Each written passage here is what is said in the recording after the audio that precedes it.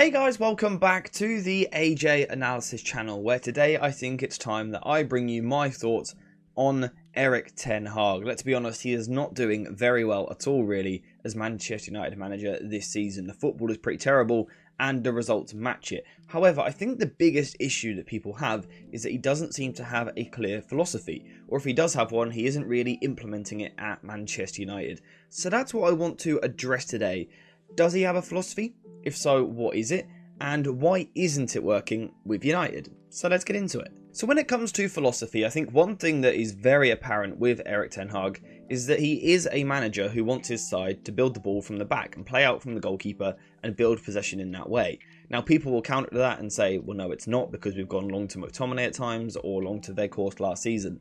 But I do truly believe that that is simply because United haven't had the profiles to play out from the back. He signed Onana, he signed Lisandro Martinez. You only sign those guys if you want to play the ball out from the back. That's why you sign them.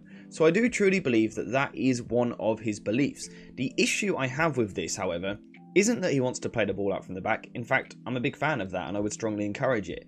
The issue I have with this is that he is a manager who tinkers with the way that he does it. Now, of course, that's important.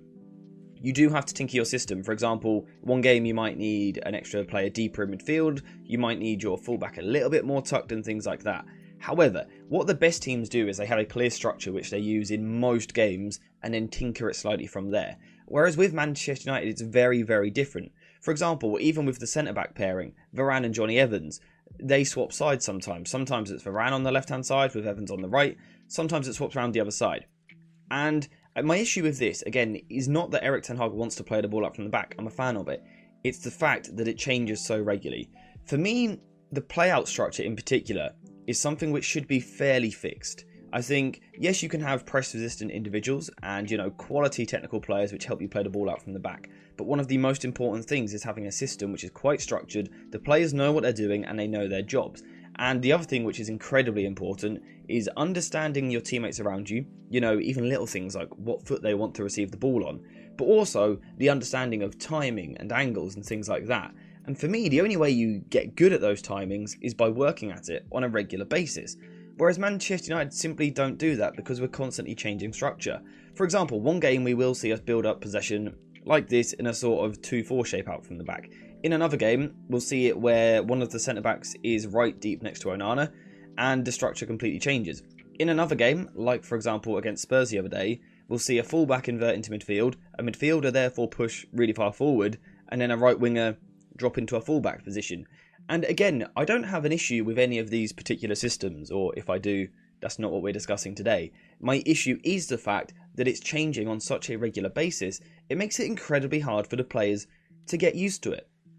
And for me, I think that's why we haven't seen progress as the season has gone on, because the players aren't getting time to understand new systems. And we have got some clips of this. So this is the Spurs game, for example, that structure which I was talking about. We can see two centre-backs either side of the goalkeeper, Kobbie Mainoo deep here, Diogo Dalot has inverted inside the pitch, alongside Kobbie Mainoo to form a double pivot.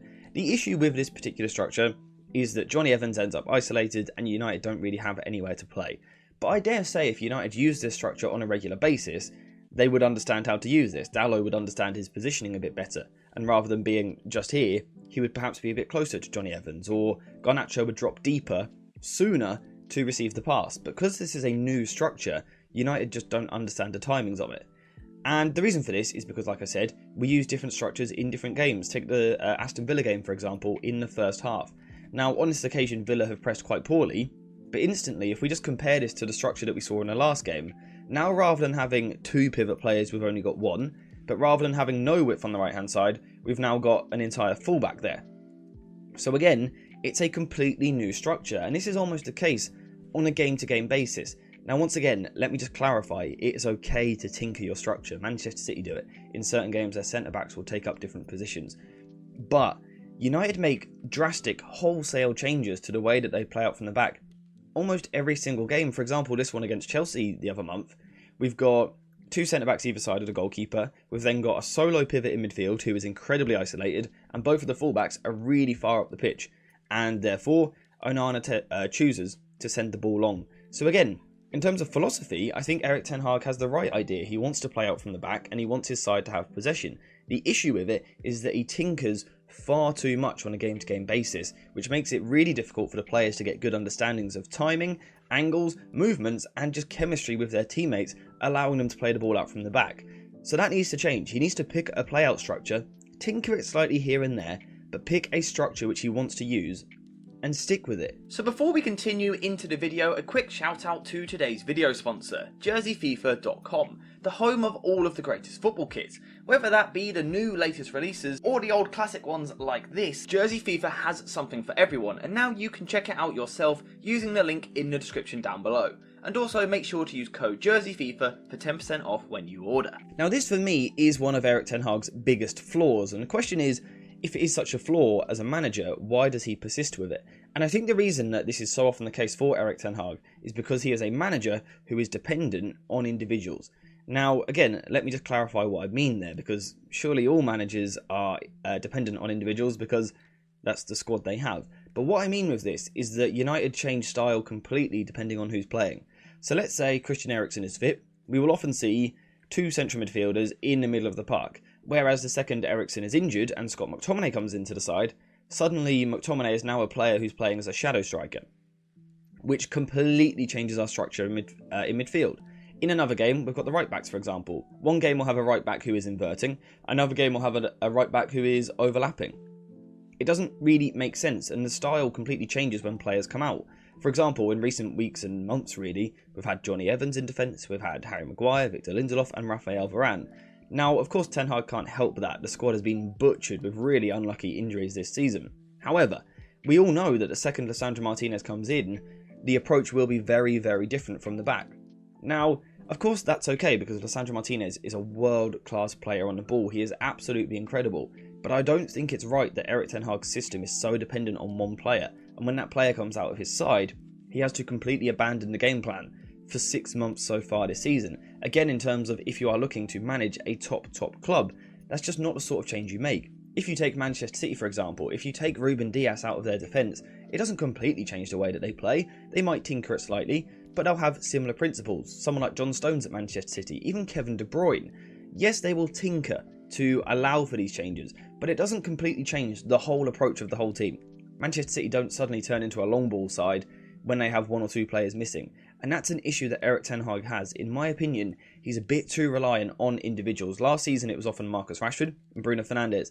This season, it could have been Lisandro Martinez. It could have been Casemiro, for example. But unavailability from those two, but also physical issues and a decline from Casemiro, has meant that Erik ten Hag has really struggled. And I think that's one of the reasons why he tinkers so much. Because if he doesn't have his star player, his Lisandro Martinez, his Kobbie Mainoo, his Marcus Rashford, then it completely changes the whole system. And that is an issue. This is seen in Manchester United's out of possession structure as well, and particularly the pressing structure.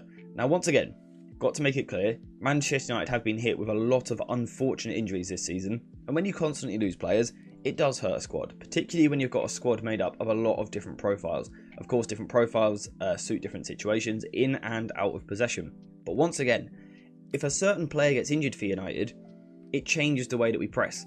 And again, the high press in particular, just like playing out from the back, is all about timing of movement, it's all about angles and understanding when your teammates are triggering the press, where you need to be. Now, once again, if we are changing, first of all, the players in the attack on a regular basis, but also we are changing the shape they are being asked to press in, it makes it really difficult to develop that understanding of timing, of movement, of angles and things like that. Again, those are all things which come with practice.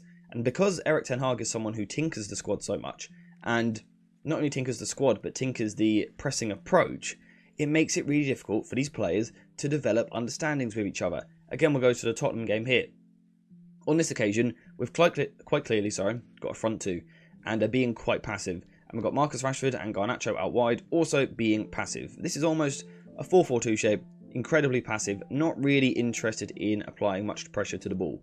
Until it gets moved further forward, where United go in a man-to-man system. We can see Eriksen here, man-to-man with Bentancur. We know he's man-to-man because when Bentancur has moved to right back, Eriksen has followed him all the way out there. That only makes sense in a man-to-man system. And as a result, Manchester United get pulled about and leave gaps. So I don't actually like this system which United used here, but that's not the most important thing. The important thing is that it was very different, for example, from a game which we see just a couple of weeks before, the first half against Aston Villa, where now Manchester United are in much more of a 4-1 shape in the front line.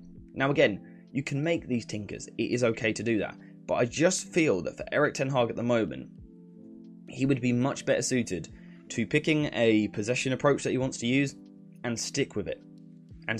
Tinker it here and there, but stick with largely the same ideas and the same principles. And then do the same with his out of possession shape as well when it comes to pressing. So here we can see they're very passive. Suddenly if we go to the Chelsea game, over here real quick, suddenly United are pressing incredibly high up the pitch. They're putting pressure on the ball everywhere, man to man. Even the fullback is joining the press. Luke Shaw here on Cucurella, connecting the press, forcing Chelsea into one corner and forcing the turnover of the ball. So I think that's what Erik ten Hag has to do. Now this isn't a defensive Erik ten Hag because he has got things wrong this season. But I think if I was him and I was looking at the second half of the season and thinking, how can I get my side back on track? How can I turn around the second half of the season to be within a shot of keeping my job in the summer? I would pick a way of playing, a build-up structure which we want to use at the back, a play-out structure, whether that be a 2-4 shape, whether it be a 2-3 shape, a 3-2 shape. The shape's not important. What's important is that he picks something and goes with it. Because these players seem so tactically confused. At times they're defending zonally, at times they're defending in a man-marking structure. It's got to be confusing for these players, particularly, once again, when there's been a lot of injuries in the squad, so players aren't getting that dynamic with the player alongside them. If I'm the right central midfielder, understanding what my right winger is going to do is incredibly important. Now, when my right winger is not only a different player every week, but being asked to do a different job every single week, surely it makes it much more difficult to get this understanding. I really feel as though Erik ten Hag needs to pick a structure in the second half of the season and go with it. That is the best way for him to turn it around in the second half of the season. We can discuss what those structures should be in the future. Absolutely, I'm happy to do that. But the first thing he needs to do is just pick what he wants to do and go with it. Now, once again, something I need to make really, really clear is that it is okay to tinker your ideas.